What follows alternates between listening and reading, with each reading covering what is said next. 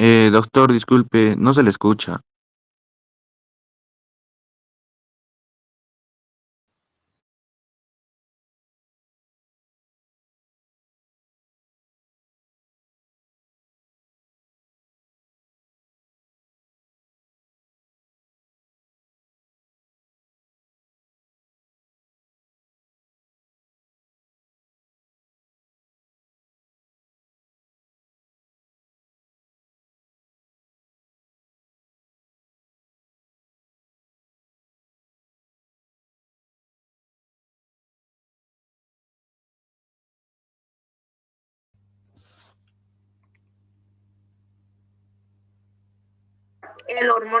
Ahora sí, ¿me pueden escuchar?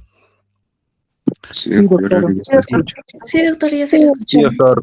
Ya. Sí. Sí, doctor. Vamos a continuar entonces con la parte de impulsos. Y hemos visto los impulsos eléctricos que se producen en dendritas. Ahora nos toca hablar de los impulsos químicos que se producen por liberación de neurotransmisores. En el aparato de Golgi, que está en el soma de la neurona, van saliendo vesículas secretorias cargadas de neuroquímicos, ¿no? Neurotransmisores. Para que estas vesículas ahora lleguen hasta el botón terminal del axón, tienen que seguir un largo trayecto a lo largo de todo el interior del axón.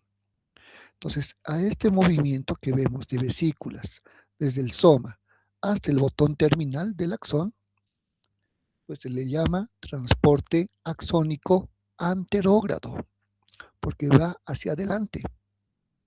En este momento, cuando ya llegan al botón sináptico, las vesículas se acumulan, quedan acá guardadas, esperando una señal nerviosa, un impulso eléctrico, para poder liberar su contenido. Ahora, las vesículas también pueden otra vez recaptar estos neurotransmisores y volver hacia el axón para regresar hacia el soma. Entonces van en sentido opuesto. Esto se llama transporte axónico retrógrado, hacia atrás. Todo para que estos neuroquímicos sean reciclados, reutilizados y otra vez en el aparato de Golgi se vuelvan a formar nuevos neurotransmisores cargados y otra vez vuelvan por las vesículas hacia el transporte axónico. Entonces el transporte axónico que vemos acá en el axón va en doble sentido, anterógrado y retrógrado. Y las vesículas van a llegar pues por este medio de una manera muy rápida, como vemos acá. Todo el tiempo en los axones van vesículas por transporte axónico hacia adelante y hacia atrás, anterógrado y retrógrado. Vemos en la parte inferior cómo el transporte anterógrado acumula estas vesículas sinápticas en el botón axónico para que en ese momento pues estas vesículas puedan descargar sus químicos hacia los receptores de la sinapsis. Este tipo de impulso químico nervioso de neurotransmisores es el principal y los encargados de llevar a estas vesículas por transporte axónico son estas neuronas o estas proteínas motoras que van a caminar a lo largo de microtúbulos. Por esta razón el axón tiene un citoesqueleto de microtúbulos. Ellos van a generar pues estas vías para que estas proteínas motoras puedan caminar llevando las vesículas con neurotransmisores. Las cinesinas que vemos acá en la pantalla caminando son las vesículas o son las proteínas de transporte más importantes que van cargando neurotransmisores en vesículas por transporte anterógrado. Bien. En cambio, las dineínas, que son más pequeñas, que los vemos aquí abajo, son las que van a regresar, pues, vesículas vacías o con neurotransmisores usados por transporte retrógrado, de regreso hacia el soma. Entonces vemos como acá pues los microtúbulos son el medio como vías, como si fuesen rieles, para que estas proteínas motoras, dineínas y cinesinas, puedan llevar estas vesículas como si fuesen vagones de un tren. Ahora de acá podemos notar el botón sináptico, ¿bien? Y la membrana postsináptica de otra neurona o de otra célula, que puede ser muscular o glandular. Esta es la sinapsis, ¿bien? Axónica.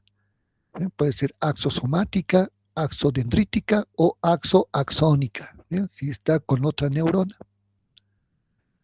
Entonces, en esta sinapsis van a haber tres partes. Pregunta de examen. Tenemos de color rojo la membrana presináptica. En esta membrana presináptica es la membrana del botón sináptico. Después tenemos la hendidura sináptica, que es este espacio reducido. Lo voy a pintar. Todo este espacio que estoy pintando, la hendidura. Y luego tenemos la membrana postsináptica, que está después de la sinapsis. La membrana celular, bien, de la célula que está presentando receptores. Estos receptores para los neurotransmisores. Entonces, esos son los tres componentes. Las vesículas sinápticas que vemos acá, cargadas con neuroquímicos, se van a fusionar con la membrana presináptica. Los neurotransmisores se van a liberar al espacio sináptico y luego se van a unir a los receptores que están en la membrana postsináptica.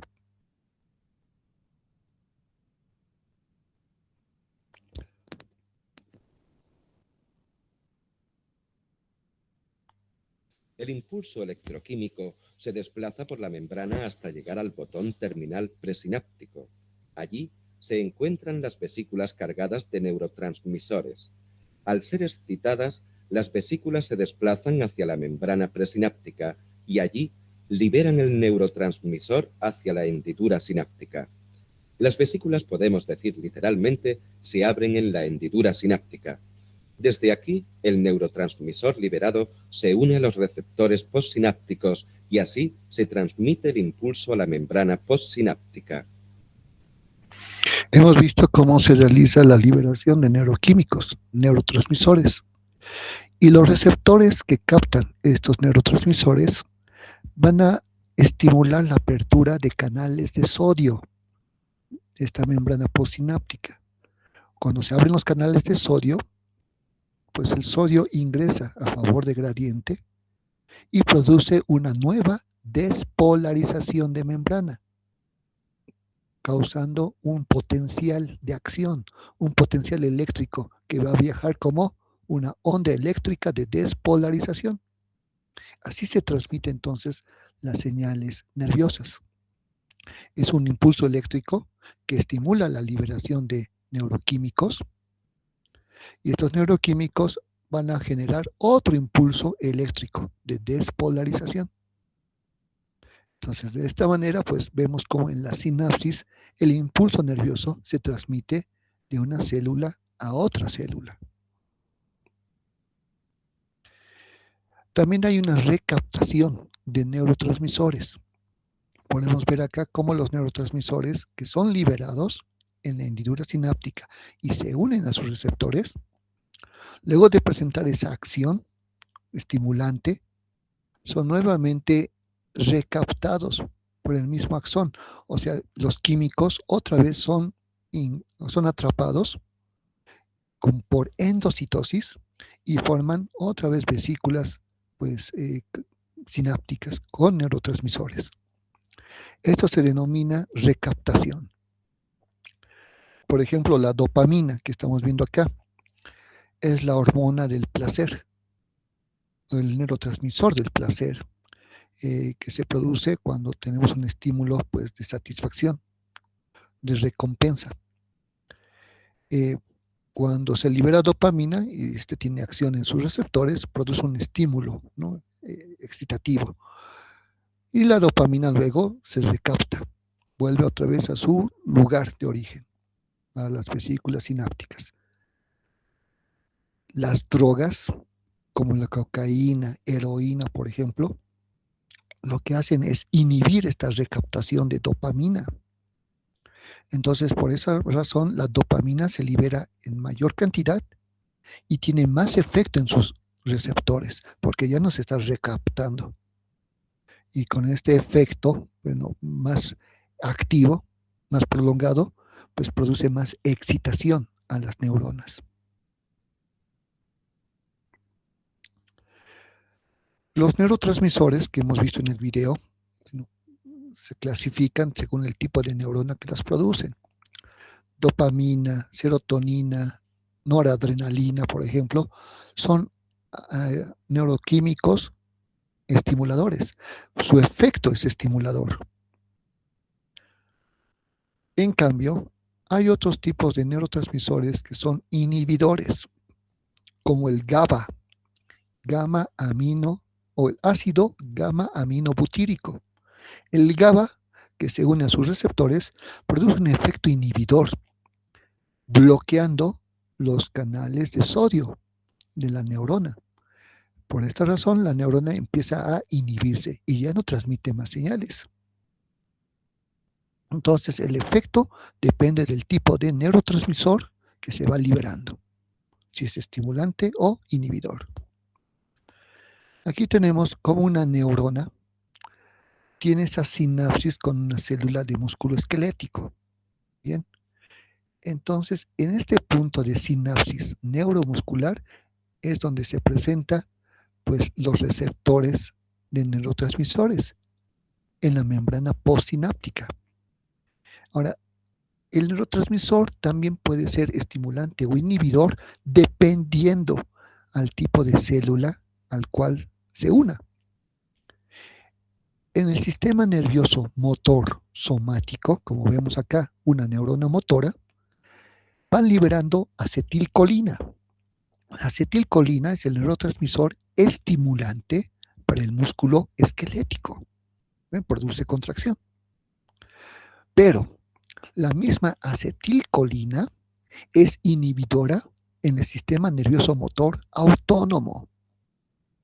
Cuando los nervios colinérgicos parasimpáticos liberan acetilcolina para el músculo cardíaco o para el músculo liso, esta acetilcolina se vuelve inhibidora y produce relajación muscular. Entonces, depende del tipo de neurotransmisor y depende del tipo de célula que recibe el neurotransmisor. Y sabemos que las células musculares y las células glandulares hacen sinapsis con el sistema nervioso.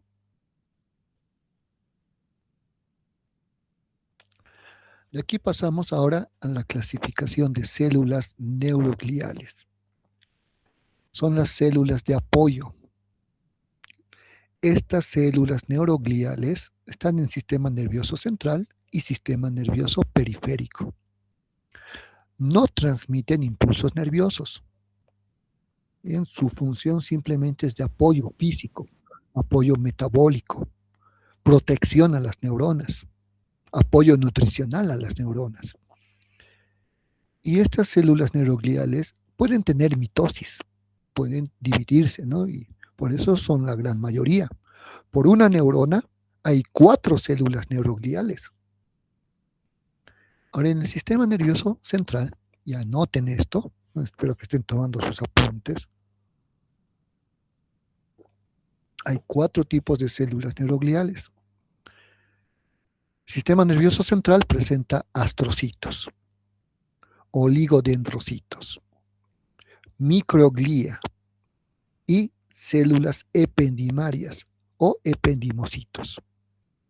En cambio, en el sistema nervioso periférico solo hay 2 tipos de células neurogliales: las células satélites y las células de Schwann, o también llamados neurolemocitos. Entonces vamos a ver a cada una de estas células. Empezando por el sistema nervioso central y astrocitos. Astro significa estrella o sol. Cito, célula. Y es porque estas células tienen forma de estrella, ¿bien? Forma de sol, porque tienen múltiples prolongaciones en su cuerpo celular. Bien, no son neuronas, ¿no? Hay que diferenciarlas de ellas. Se parecen a las neuronas, están un poco mimetizadas. Pero estas células, astrocitos, cumplen funciones metabólicas y de apoyo nutricional a las neuronas. Hay dos tipos de astrocitos, como podemos ver por su aspecto. Los astrocitos protoplásmicos y los astrocitos fibrosos. Los astrocitos protoplásmicos tienen múltiples prolongaciones cortas y muy ramificadas. En cambio, los astrocitos fibrosos tienen múltiples prolongaciones largas y no ramificadas. Ahora, ambos astrocitos tienen contacto con capilares sanguíneos, como podemos ver en los dibujos. Este contacto se realiza por medio de pequeños pies perivasculares. ¿Bien? Estos pequeños pies se apoyan en la pared de un capilar sanguíneo. Ambos astrocitos, tanto protoplasmáticos y también fibrosos, cumplen esa función de cubrir capilares sanguíneos con estos pies perivasculares o pies terminales. Lo que hacen es succionar nutrientes, sacar especialmente glucosa de la sangre o aminoácidos que sirven para las neuronas, para su metabolismo energético, necesitan glucosa para formar ATP, y también necesitan aminoácidos para formar a los péptidos neurotransmisores. Entonces vemos como un astrocito tiene contacto por un lado con un capilar y con el otro lado tiene contacto con neuronas. Entonces así le va succionando nutrientes a la sangre y le va pasando estos nutrientes directamente a la neurona. Estos pies perivasculares de todos los astrocitos que están en el sistema nervioso central van a formar la barrera hematoencefálica. Esta es una barrera muy especial, muy importante, el sistema nervioso. La barrera hematoencefálica, tal cual su nombre dice, tiene dos componentes. Hemato significa sangre, y ahí tenemos el componente sanguíneo, vascular. ¿Bien? Son capilares muy delgados que están en el sistema nervioso central. Y el componente encefálico son estos pies perivasculares de los astrocitos. Están tan estrechos, miren, tan juntos, que van formando una barrera continua de puros pies de astrocitos. De esta manera el capilar está cubierto por completo por los astrocitos. Y así estos elementos nutritivos salen hacia el sistema nervioso para las neuronas, evitando el ingreso de toxinas, el ingreso de sustancias nocivas, peligrosas, microorganismos también que podrían tal vez ingresar al sistema nervioso, pues esta barrera lo evita. A menos que esta barrera esté dañada. Y ciertas infecciones dañan esta barrera hematoencefálica, pues provocando infecciones del sistema nervioso. Por eso esta barrera hematoencefálica que vemos es muy selectiva. Solamente deja pasar nutrientes, aminoácidos, deja pasar oxígeno, deja pasar glucosa para las neuronas y evita que células inflamatorias, que microorganismos patógenos puedan ingresar al tejido nervioso. Pregunta de examen, ¿no? La barrera hematoencefálica, ¿de qué está compuesta y sus funciones? Los astrocitos también cumplen una función cicatrizal. Cuando existe daño al tejido nervioso, por cualquier causa, y hay muerte de neuronas, estas no se regeneran, ¿verdad? Las neuronas mueren y pues ese espacio de células muertas tiene que ser rellenado de alguna forma. Entonces, ahí actúan los astrocitos fibrosos. Se les llama fibrosos porque estos van a crear fibras solamente cuando existe muerte neuronal y van a formar una especie de cicatriz en el tejido nervioso. Bien, tiene una proteína glial, una proteína muy similar al colágeno que van formando estos astrocitos fibrosos y como si fuesen fibroblastos forman una cicatriz. Bien, en el microscopio se puede diferenciar estos astrocitos, como vemos en la imagen, por sus prolongaciones. Si están ramificadas y son cortas, el astrocito es protoplasmático. Si las prolongaciones son largas y no ramificadas, son astrocitos fibrosos. Y siempre están cercanos a los capilares sanguíneos. Oligodendrocitos. El término oligo significa poco.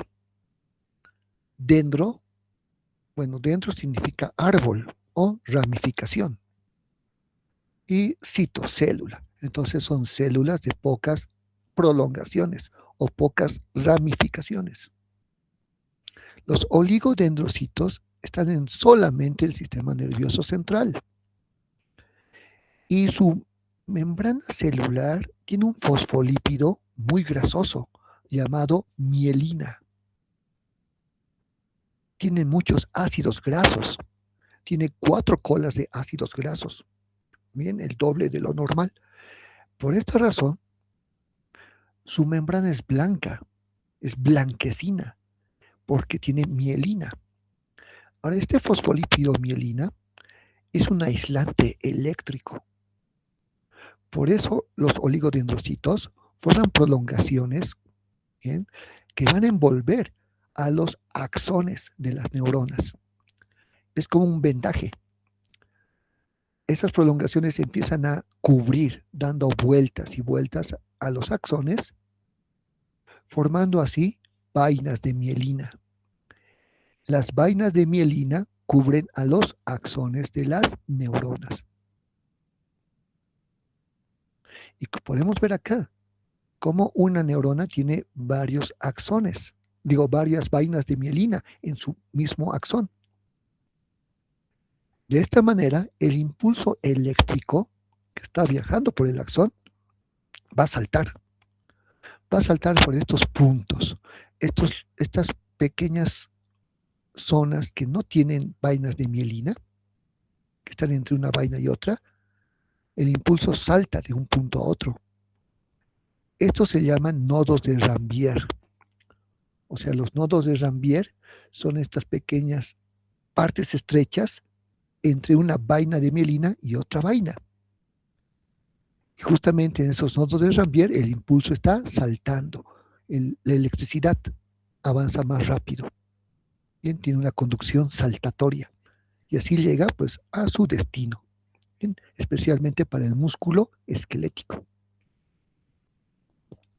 Y es esta mielina, esta sustancia grasosa de los oligodendrocitos, lo que va a diferenciar en el sistema nervioso dos tipos de sustancias: la sustancia gris y la sustancia blanca. La sustancia gris, que podemos ver más oscura en la corteza del cerebro, no tiene mielina. Bien, por eso su aspecto es grisáceo. En cambio, la sustancia blanca que vemos en la parte interna del encéfalo del cerebro tiene mucha mielina. Bien, por eso se ve blanco.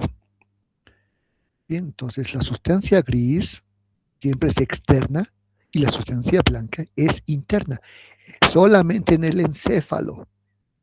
En la médula espinal es al revés. La sustancia blanca es externa y la sustancia gris es interna, como vemos en el dibujo, en este corte de médula espinal. Ahora, la sustancia gris no tiene mielina por una razón. Porque en esta sustancia gris, ahí están las neuronas, los somas neuronales. vemos que el soma de la neurona no tiene vainas de mielina, solamente el axón. Por eso los somas neuronales y sus dendritas están siempre en la sustancia gris o materia gris.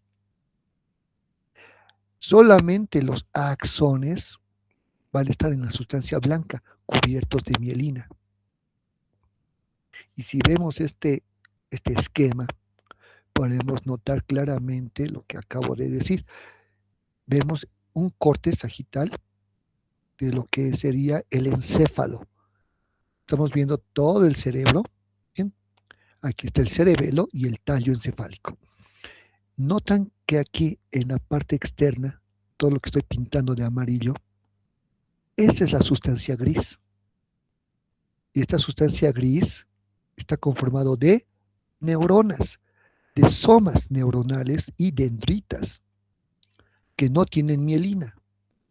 En cambio, si vemos la parte interna, parecen cables. Y estos son los axones de las neuronas. Están en la sustancia blanca porque están cubiertos de mielina. Microglia. Estos son macrófagos. Son los macrófagos propios del sistema nervioso central. Bien, recordemos que como monocitos están en la sangre. Los monocitos están 1 a 3 días en la sangre y después van hacia los tejidos. Y los que ingresan a través de la barrera hematoencefálica al sistema nervioso se van a volver macrófagos de microglia. Miren cómo el macrófago cambia su aspecto. Forma prolongaciones ramificadas, como si fuese una neurona. Es como que se camufla con las neuronas. Pero la microglia es móvil, o sea, se va moviendo. Es una célula que se va trasladando, buscando elementos para fagocitar. Pueden ser microorganismos, células muertas. Puede atacar también células neoplásicas. Bien, entonces la microglia es la célula de defensa del sistema nervioso central. Es muy reactiva. Aparte de tener mucha movilidad, ¿no?, y desplazarse por el tejido nervioso, pues fagocita, como vemos acá, toxinas, antígenos, microorganismos, infecciones. Incluso es muy importante para evitar los tumores, las neoplasias en el sistema nervioso. Con la edad se van deteriorando, van desapareciendo estas células de la microglia. Igual con enfermedades inmunodeficientes como el VIH, como el SIDA, van desapareciendo. Y es por eso que en personas ancianas o personas con SIDA aparecen tumores cerebrales o aparecen infecciones del sistema nervioso, porque no hay células de defensa. Células ependimarias. Los ependimocitos que vemos acá solamente están presentes en el interior del encéfalo y la médula espinal. Estos van a recubrir los ventrículos del cerebro, los ventrículos cerebrales, que son espacios, y el conducto ependimario, que es este conducto que está al centro de la médula espinal. Miren cómo los ependimocitos están estrechamente unidos. Parece un epitelio cúbico simple. Así están las células, muy juntitas, como vemos acá. Y tienen pequeños cilios, pequeñas prolongaciones. Parece un epitelio, pero no tiene lámina basal. Bien, ahora estas células o células ependimarias tienen una función: el transporte del líquido cefalorraquídeo. Estos van a hacer que el líquido cefalorraquídeo se pueda movilizar, pueda circular en el interior del sistema nervioso. Podemos ver acá las células ependimarias, estos cilios que se van a mover de forma continua para que circule el líquido cefalorraquídeo. Incluso hay algunas células ependimarias que presentan estas prolongaciones alargadas para sacar nutrientes del líquido cefalorraquídeo, sacar oxígeno del líquido cefalorraquídeo y llevarlos hacia las neuronas más profundas del sistema nervioso. Bien. Estos también llevan el nombre de tanicitos.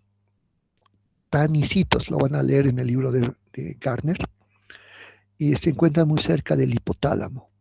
Bien, tienen esa función de llevar nutrientes desde el líquido cefalorraquídeo. Vemos cómo estas células neurogliales, bien, astrocitos, oligodendrocitos, microglía y células ependimarias forman un perfecto ecosistema celular junto con las neuronas. Bien, para protegerlas, nutrirlas, dar apoyo metabólico, apoyo físico, bien, formar vainas de mielina. Pues así está constituido nuestro sistema nervioso central. Esa es su histología. Ahora, en estructuras. Aquí vemos una tomografía del cerebro evidenciando esta cavidad hueca entre los hemisferios cerebrales. Esta cavidad hueca se le llama ventrículo cerebral. Está lleno de líquido cefalorraquídeo. ¿Bien? Está revestido toda la superficie interna por células ependimarias que hemos visto. Ahora, hay ciertas estructuras en estas cavidades ventriculares que se llaman plexos coroideos. Son repliegues, ¿bien? Son repliegues de las células ependimarias. Y los plexos coroideos están, pues, llenos de capilares sanguíneos, como vemos en el dibujo. Los capilares sanguíneos van filtrando plasma sanguíneo. El plasma de la sangre se filtra a través de las células ependimarias en estos plexos coroideos y así se va formando líquido cefalorraquídeo. Pregunta de examen.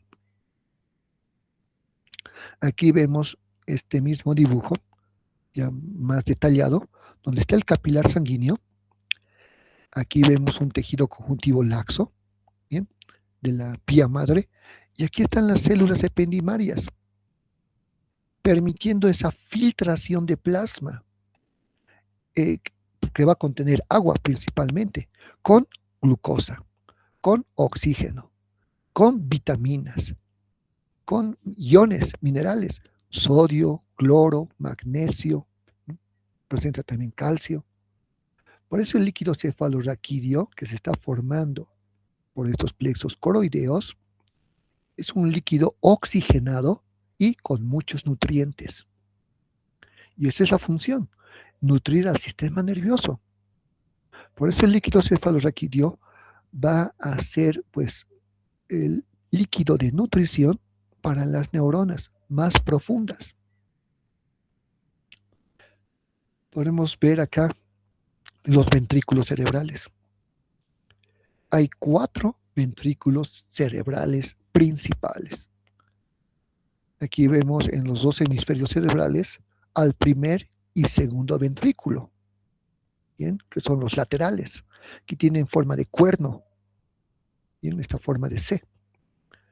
Ahora, los ventrículos laterales están unidos al tercer ventrículo, que lo vemos aquí al centro. Y el tercer ventrículo está unido por un pequeño y estrecho canal al cuarto ventrículo, que es el más inferior y tiene forma de rombo. Está ya en el tallo cerebral por delante del cerebelo. Entonces los nutrientes van circulando por estos ventrículos cerebrales, nutriendo a todo el interior del encéfalo. Y luego, desde el cuarto ventrículo, sale este pequeño, como vemos acá, conducto, que va a ser el conducto ependimario, que circula por la médula espinal. A través de la médula espinal y de estos ventrículos cerebrales, pues va circulando el líquido cefalorraquídeo. Todos los ventrículos cerebrales tienen plexos coroideos. de todos esos plexos coroideos se está filtrando líquido cefalorraquídeo. Una vez que cumple esta función de nutrir a todo el encéfalo y médula espinal, el líquido cefalorraquídeo pues consume todos sus nutrientes, los va repartiendo y al final simplemente es agua. Bien, ahora el agua del líquido cefalorraquídeo se va a drenar a otro espacio, a esta parte que vemos acá, llamada cisterna cerebelosa o cisterna cerebral. Esta cisterna que estoy indicando acá, miren con amarillo, con la flecha que está en la parte inferior derecha, es la cisterna que va a llevar líquido cefalorraquídeo hacia el espacio subaracnoideo de las meninges. Entonces, a un principio el líquido cefalorraquídeo se vuelve un líquido de nutrición y luego se vuelve un líquido de protección.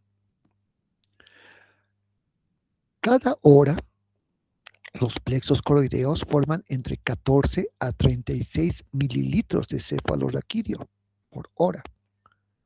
Bien. Y pues este líquido cefalorraquídeo, como consume todos sus nutrientes, se debe recambiar. Hay un recambio de 4 a 5 veces al día del líquido cefalorraquídeo. O sea, el líquido cefalorraquídeo que está gastado pasa hacia el espacio subaracnoideo y se va formando nuevo líquido cefalorraquídeo para que así pues pueda nutrir al encéfalo. Ahora pasamos a las células neurogliales del sistema nervioso periférico. Tenemos a las células de Schwann y a las células satélites. Las células de Schwann, bien, o neurolemocitos, son células que tienen mielina y estas van a formar vainas de mielina para los axones de las neuronas en sistema nervioso periférico. Vemos que las células de Schwann, bien, va envolviendo por completo al axón, dando más o menos entre 30 a 50 vueltas, como si fuese un vendaje. Así va formando entonces una vaina de mielina, como vemos acá. Una vaina de mielina está formado por una célula de Schwann. Como la mielina es aislante eléctrico, esto hace que el impulso eléctrico, como vemos acá, vaya saltando entre estos espacios llamados nodos de Rambier. Los espacios, como vemos acá, que están desprovistos de mielina. Entonces el impulso eléctrico pasa a un nodo de Rambier y en este punto, jóvenes, se va a producir la apertura de canales de sodio. El sodio pues, produce la onda de despolarización de membrana y así el impulso salta hacia el siguiente nodo de Rambier.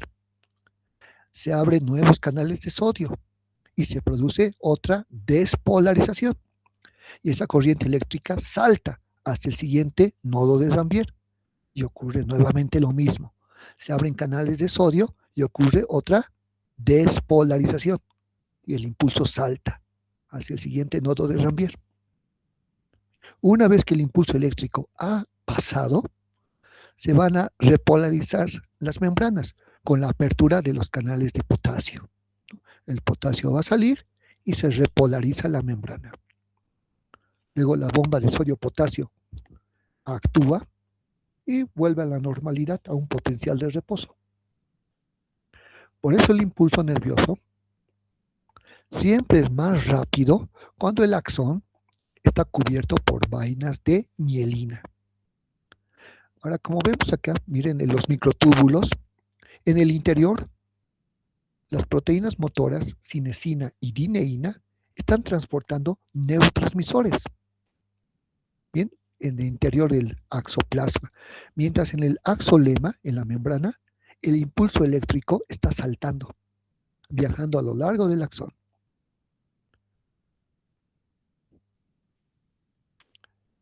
Ahora hay que notar dos cosas. Las neuronas que vemos acá son neuronas multipolares. Estas serían neuronas motoras. Están en la corteza del cerebro, ¿bien? En áreas motoras de la corteza. Ahora podemos notar acá cómo los axones de estas neuronas en sistema nervioso central estarán cubiertos de vainas de mielina de los oligodendrocitos. Un oligodendrocito, bien, como tiene prolongaciones, va cubriendo a varios axones con varias vainas de mielina. Entonces ahí tenemos la sustancia blanca del sistema nervioso. Sustancia blanca con mielina que cubra los axones. Pero ya cuando el axón sale del sistema nervioso, va a formar ya un nervio periférico. Ahora, este mismo axón va a estar cubierto por vainas de mielina de células de Schwann. Entonces, cada célula de Schwann va formando una vaina de mielina cubriendo a todo el axón, como vemos acá. Por eso estamos viendo al mismo axón de las neuronas cubierto de vainas de mielina, de oligodendrocitos en sistema nervioso central y de células de Schwann en sistema nervioso periférico. Bien. Ahora hay dos tipos de axones, como podemos ver acá. Axones mielinizados, que tienen vainas de mielina, pero también hay axones no mielinizados, que no están cubiertos por vainas de mielina, como este. Aquí tenemos una célula de Schwann, aquí arriba. Y hay varios axones alrededor. Bien, son axones amielínicos, sin mielina, porque esta célula de Schwann no los está envolviendo. El impulso eléctrico, pues, de esos axones será más lento. ¿Bien? Y aquí tenemos a las células satélites.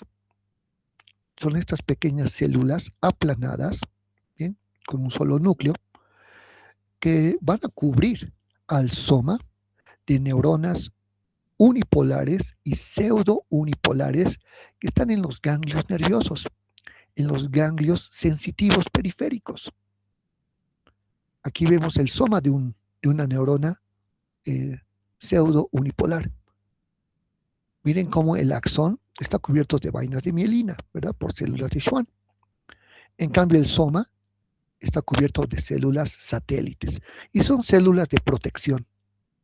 Solamente están cubriendo el soma neuronal para protegerlo. Pasamos ahora a la función, el potencial de acción. Bien. Ya hemos terminado con células neurogliales, hemos visto cuáles son estas y sus funciones. Ahora vamos a ver la fisiología del sistema nervioso y las neuronas. Bien. El potencial de acción ya lo hemos visto en músculo esquelético.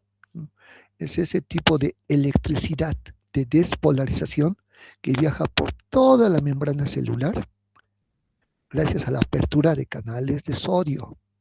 Bien. Ahora, aquí en el axón de las neuronas, el axolema es la membrana celular y el axoplasma es el citoplasma del axón. Bien. Eso para poder, pues, tener esa terminología más precisa. Podemos notar acá como una neurona en reposo, ¿ves?, va a tener una membrana que es positiva por fuera y negativa por dentro. Bien, es un potencial de reposo normal. Pero cuando viene un impulso nervioso a través de las dendritas, pues la membrana se estimula y se presenta el potencial de acción, la onda de despolarización. Y vemos cómo la membrana invierte su polaridad, se vuelve positiva por dentro, negativa por fuera. Aquí se inicia el impulso nervioso. Bien. Y esto es gracias a los canales de sodio que se van abriendo. Ahora, el impulso nervioso, este impulso eléctrico de despolarización, avanza. Va avanzando a través del axolema, como vemos acá. rápidamente, porque mientras va avanzando, los canales de sodio del axolema se van abriendo y eso permite que se genere esta onda eléctrica que avanza a una velocidad de menos de 1 milisegundo.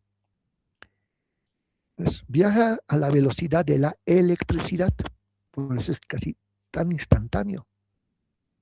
Y por detrás, como vemos, la membrana otra vez se repolariza, se vuelve positiva por fuera y negativa por dentro, por la apertura de canales de potasio.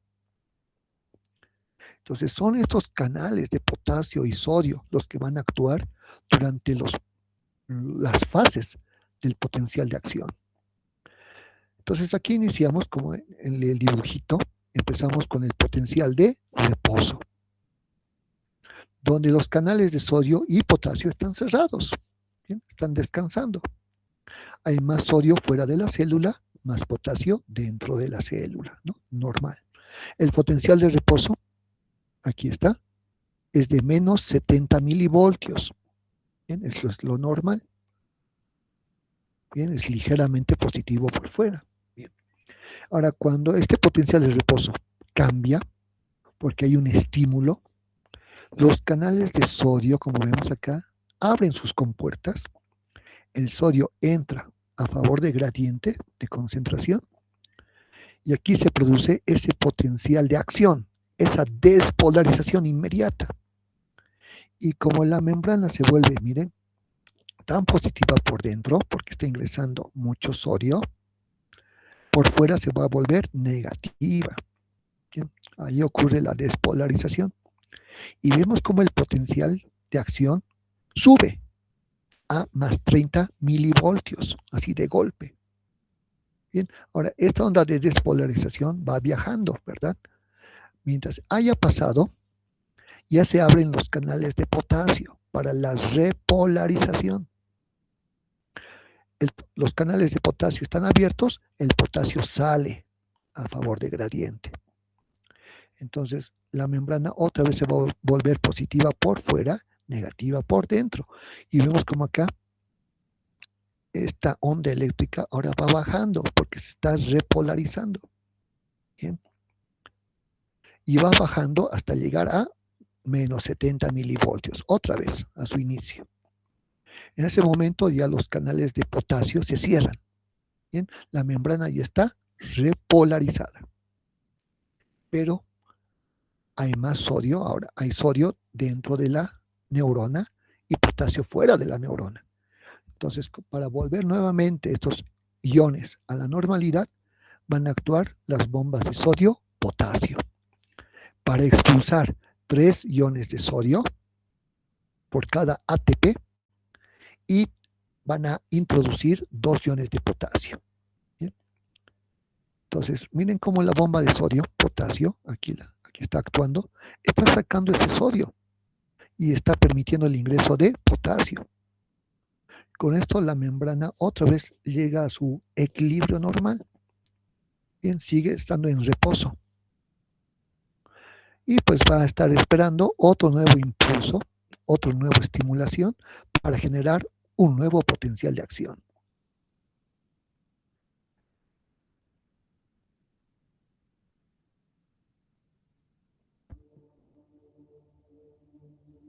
La función principal de una neurona es la generación y propagación de impulsos nerviosos que corresponden a cambios electroquímicos producidos en su membrana.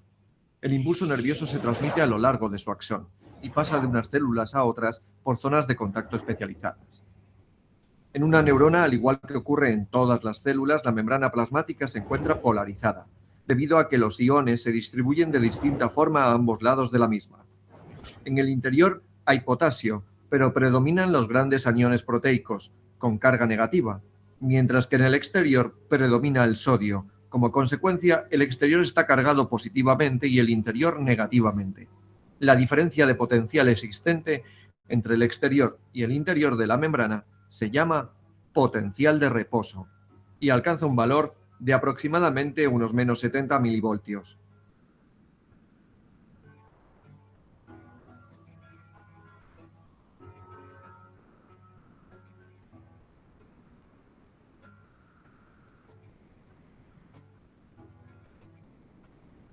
Cuando un impulso nervioso de cierta intensidad llega a la membrana, se produce una alteración de la permeabilidad. Gran cantidad de iones sodio penetran en el interior de la neurona y en menor cantidad salen iones potasio. En ese punto se produce una inversión momentánea de la polaridad, que pasa a ser positiva en el interior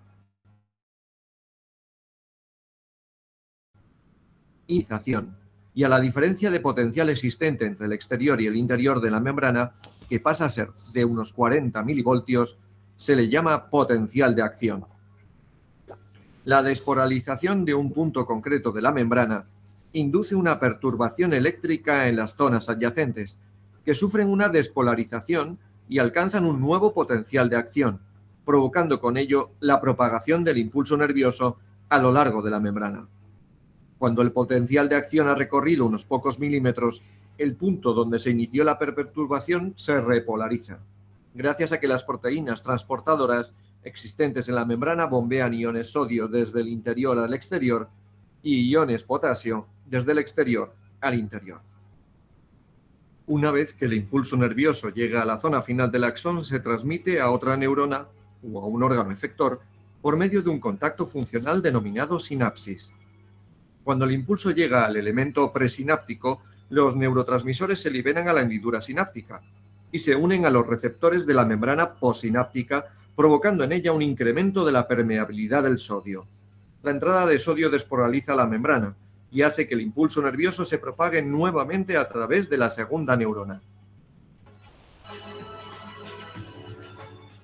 Las moléculas de neurotransmisor se reabsorben por la neurona presináptica o se inactivan por enzimas para evitar que el estímulo continúe por tiempo indefinido. La existencia de la sinapsis hace que la transmisión de la información sea un proceso controlado.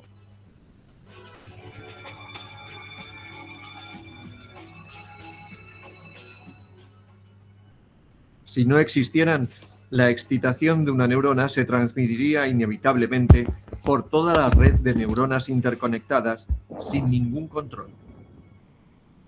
Las dendritas y el soma de una neurona pueden recibir las señales de cientos o miles de sinapsis.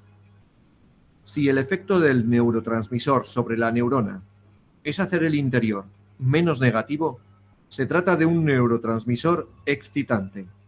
Si por el contrario, su efecto consiste en mantener el potencial de reposo o incluso hacer el interior más negativo, el neurotransmisor será un inhibidor.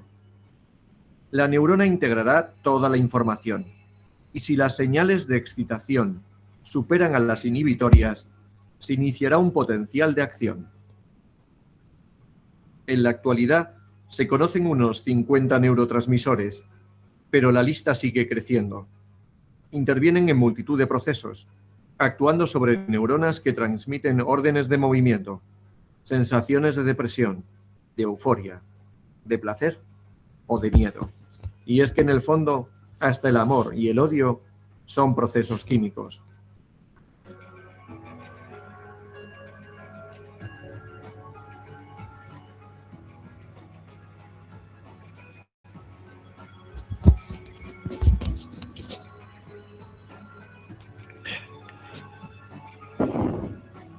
Bien, todo es un proceso químico y eléctrico en el sistema nervioso.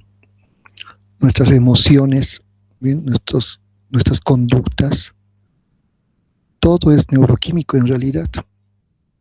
La tristeza, la alegría, el enamoramiento, bien, la ansiedad, todo es una relación de balance entre impulsos eléctricos y impulsos químicos. Pasamos a la conducción nerviosa.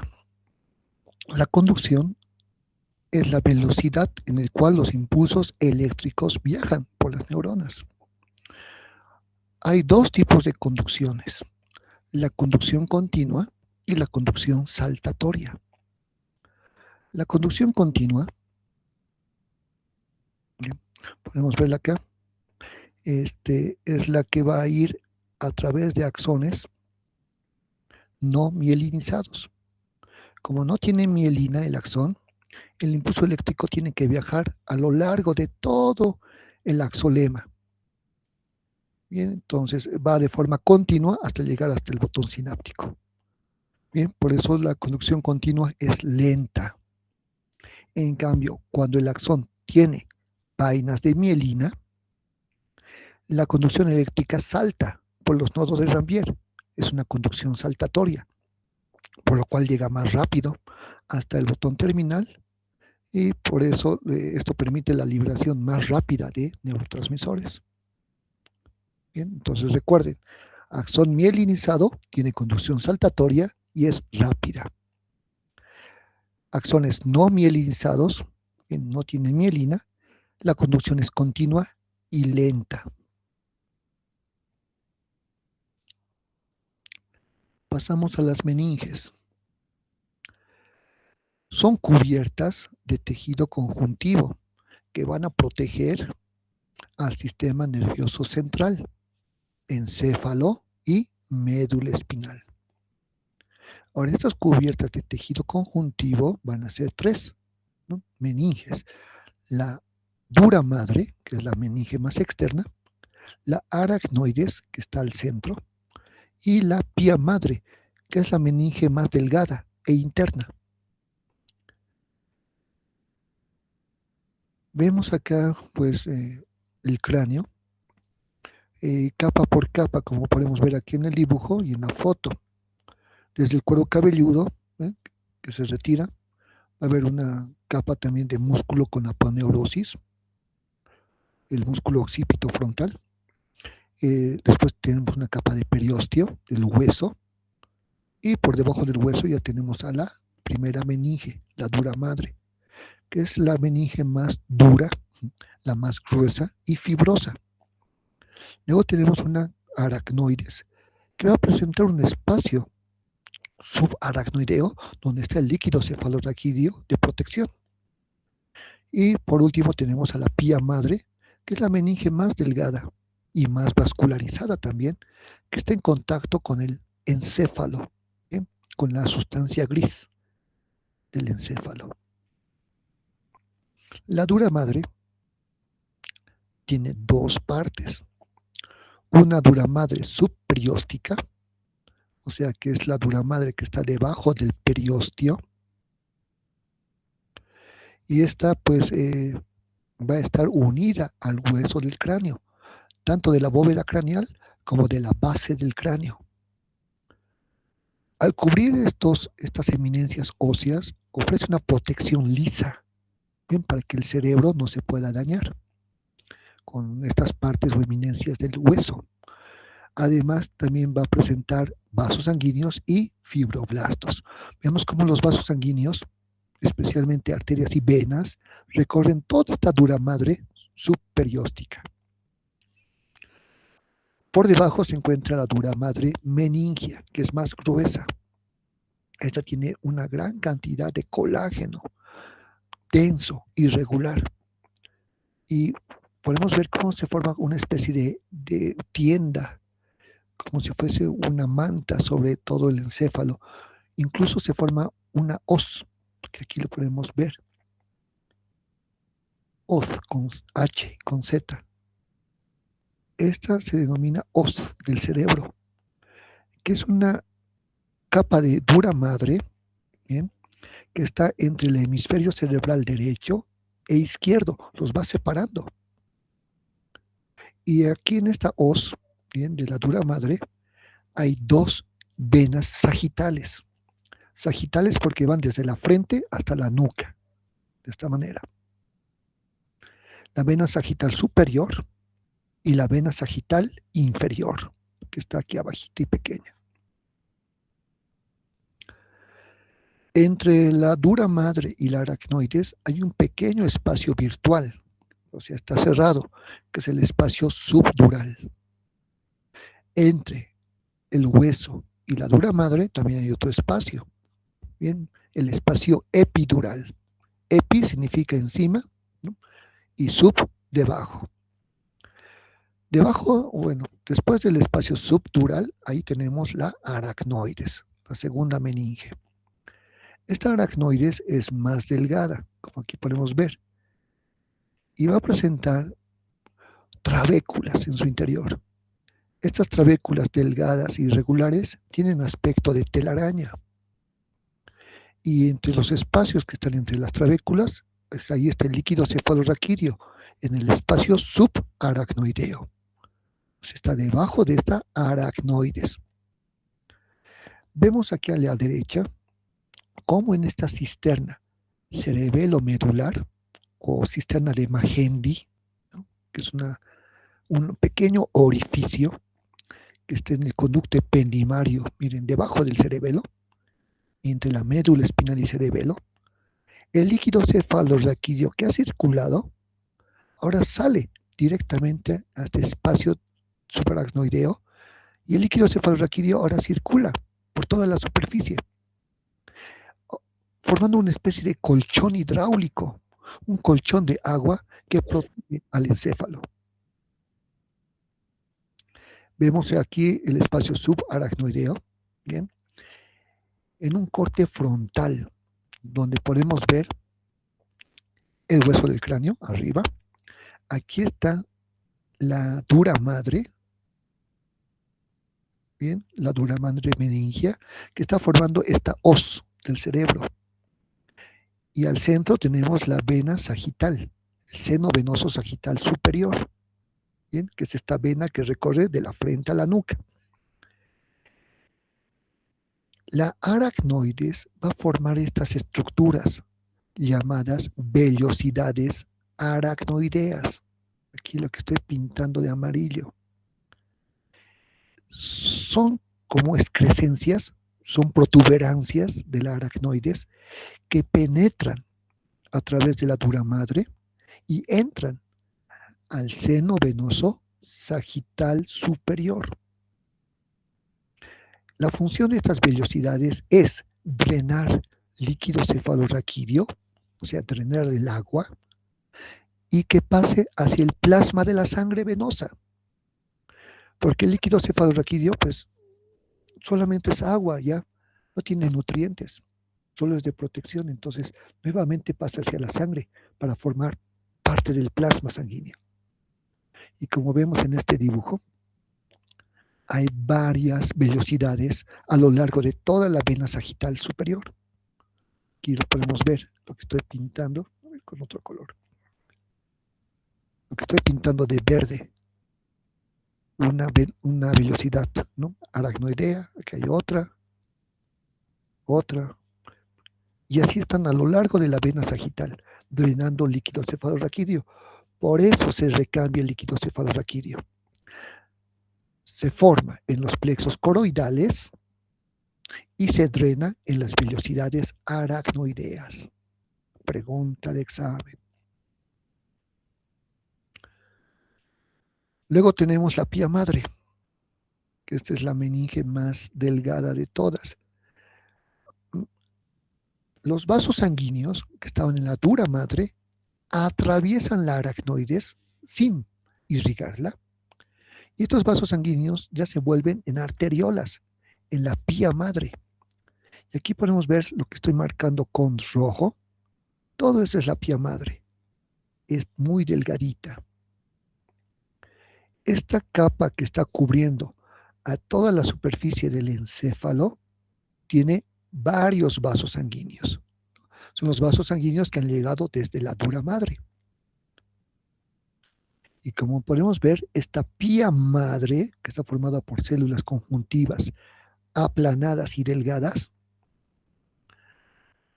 va a permitir que los vasos sanguíneos, las arteriolas, entren hacia el sistema nervioso. Es como una guía. Miren cómo aquí la pía madre sigue cubriendo al vaso sanguíneo mientras entra a la corteza cerebral. Ahora, cuando ya se vuelva capilar sanguíneo, ¿bien?, abandona la pía madre y esos capilares ahora van a estar en el sistema nervioso central, así ramificándose. Y los capilares inmediatamente se van a cubrir por los astrocitos para formar la barrera hematoencefálica.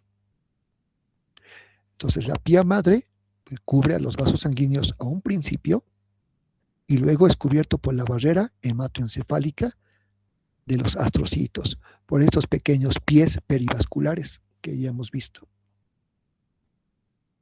Aquí está mucho mejor el dibujo. Estamos viendo aquí las meninges, el líquido cefalorraquídeo que está en la aracnoides, en el espacio, ¿no?, subaracnoideo. Y aquí estamos viendo la pía madre, esta delgadita capa. Y pues cuando ya no hay pía madre, ahí están los astrocitos y sus pies, formando la barrera hematoencefálica, sacando nutrientes de la sangre.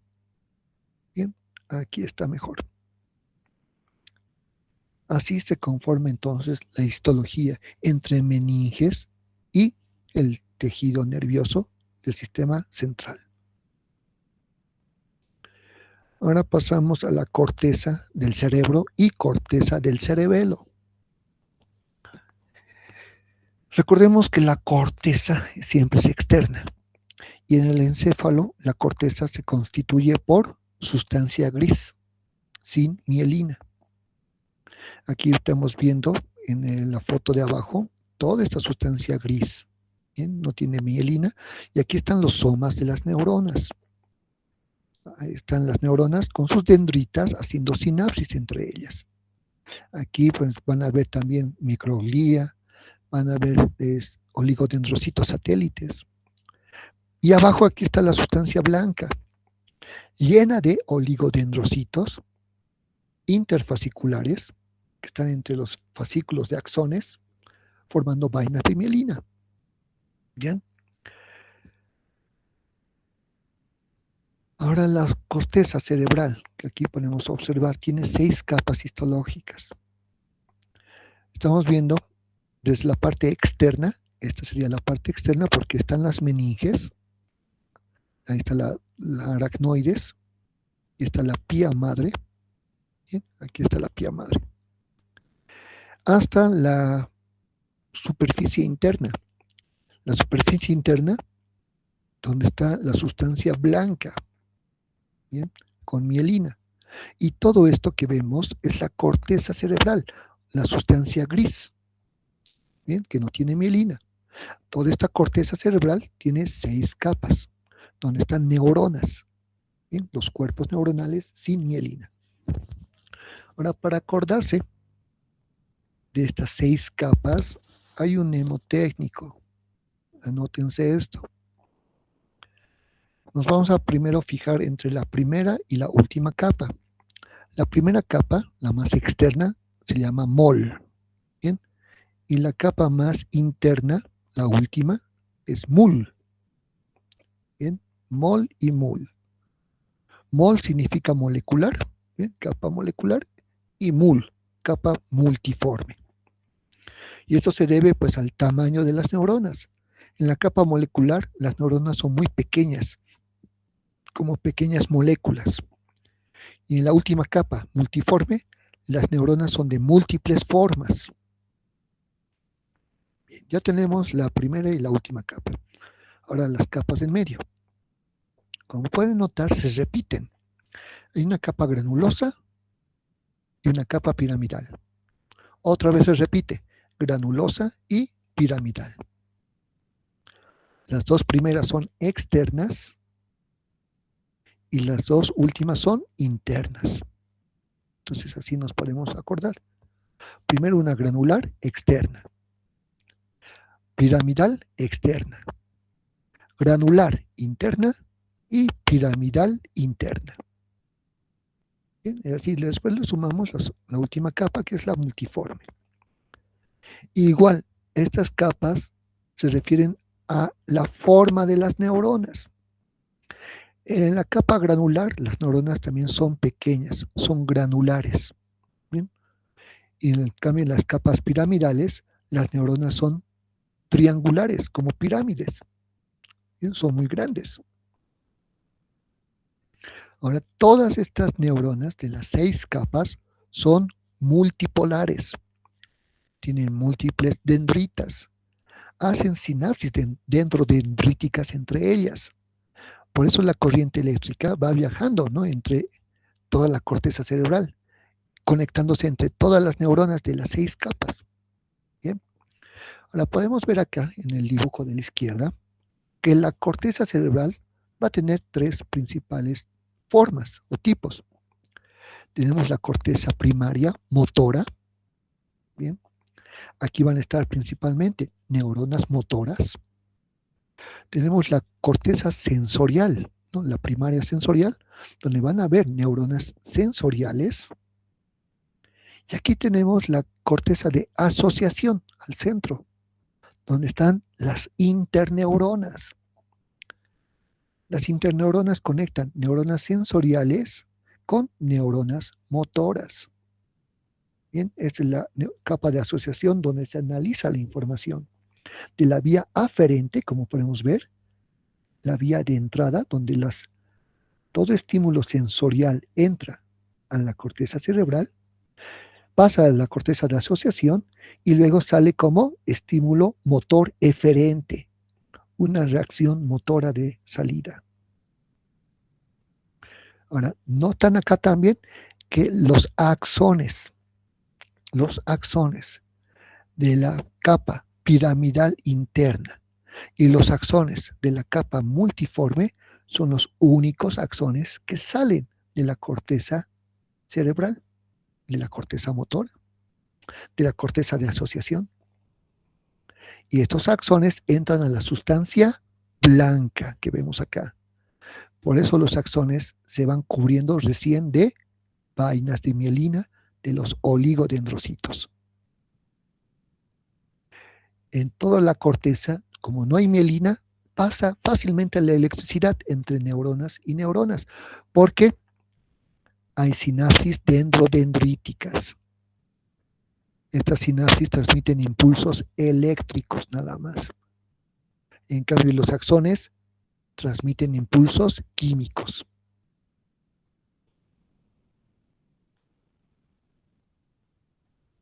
Y se ve tan bonito, ¿no?, este mapa de todas las conexiones sinápticas del encéfalo, haciendo notar la corteza, la sustancia gris, y la sustancia blanca con mielina, y axones mielinizados.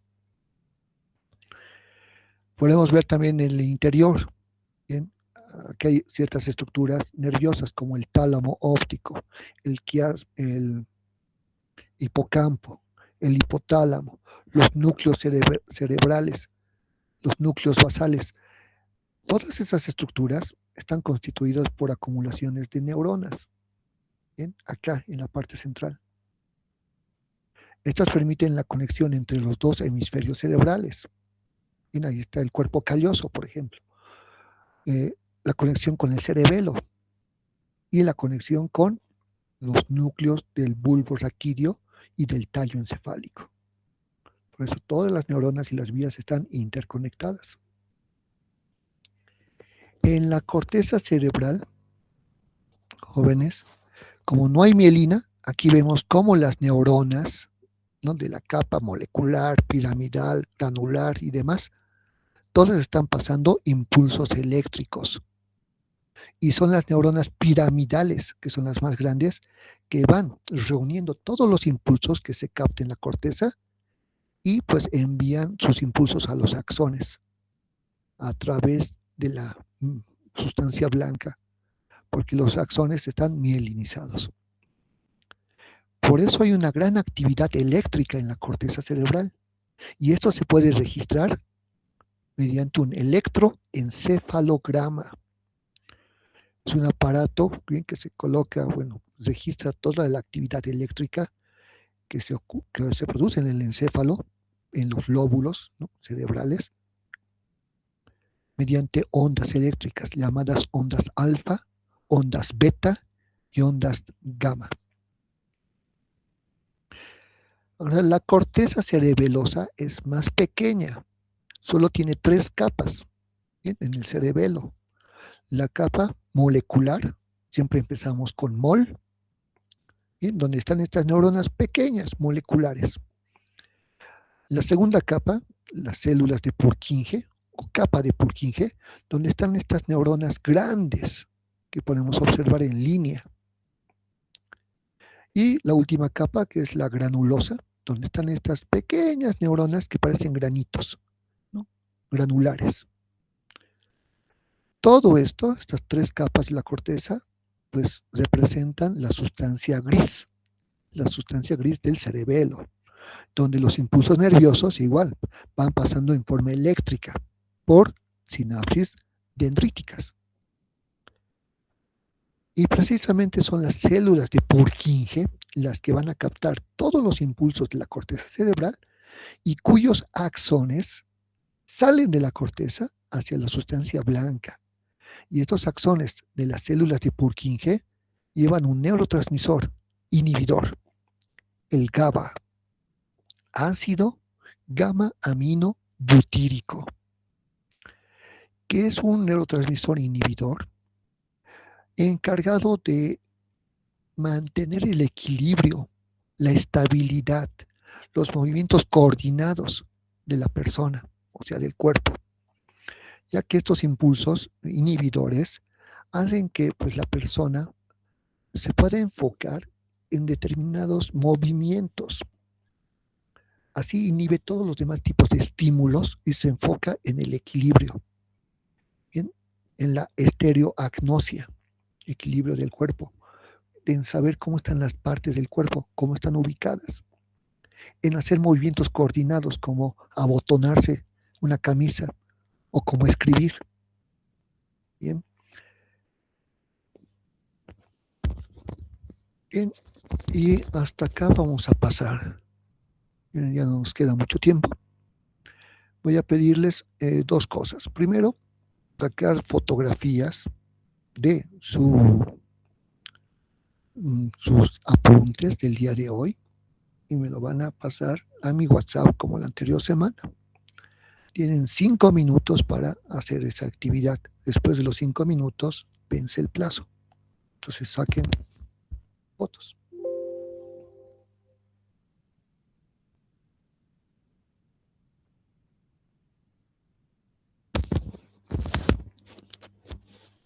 Voy a dejar de presentar. Bien, hasta ahí hemos avanzado.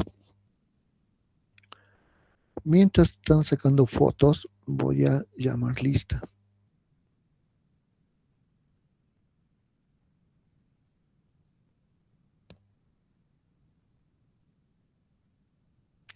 La segunda actividad tiene que ver con una evaluación que vamos a tener que hacer para la TEA de muestro, para saber qué grupo puede quedar eximido. Bien, eso lo vamos a hacer en la tarde mediante Kahoot. Aguilar Karen. Presente, doctor. Ali, que ya no está. Antaiwa Danian. Presente, doctor. Buenos días. Buen día. Apasa Yair. Presente, doctor. Aiki Piero. Presente, doctor. Baltasar Belido Clarisa. No está. Kawina Lenin. Presente, doctor. Kawina Lenin. Presente, doctor. Calderón Bárbara. Presente, doctor. Calizaya Edil. Presente, doctor. Cañizaca Yasmín. Presente, doctor. Presente, doctor. Ya. Chalco Vivian. Presente, doctor. Chalco Joliet. Presente, doctor. Ya, Joliet y Vivian. Apaguen sus micrófonos, por favor, para no escuchar retorno. Condor y Mariel. Presente, doctor. Buenos días. Condor y Jade, buen día. Presente, doctor. Damasco Yesit. Presente, doctor. Fernández Shandy. Presente, doctor. Buenos días. Buen día. Flores Alessandro. Presente, doctor. García Kevin. Presente, doctor. Guayba Mijael. Presente, doctor. Ibáñez Richard. Presente, doctor. Juárez Brandon. Presente, doctor. Lipe Snyder. Presente, doctor. Mamani Arthur. Presente, doctor. Medina Nelson. Presente, doctor. Mendoza Cael. Presente, doctor. Morales Odanís. Negra Carlos. No está. Pacheco. Ah, sí está. Presente, doctor. Presente, doctor. Pacheco está bien. Paucar Yamilet. Presente. Presente, No, doctor. sí dije presente, se me fue la conexión. Sí, sí, está bien. Profe, sí dije presente, pero se me fue la conexión justo. Está bien, está presente. Poma Nayeli, Presente, doctor. Puma Johan, Presente, doctor. Quispe Andy, Presente, doctor. Ramos Ruth, Presente, doctor. Rojas Zoe, Presente, doctor. Rojas Ángelo, Presente, doctor. Senzano Fabricio, Presente, doctor. Taquima Nicole, Presente, doctor. Tito Ivana, Presente, doctor. Tica Kelly,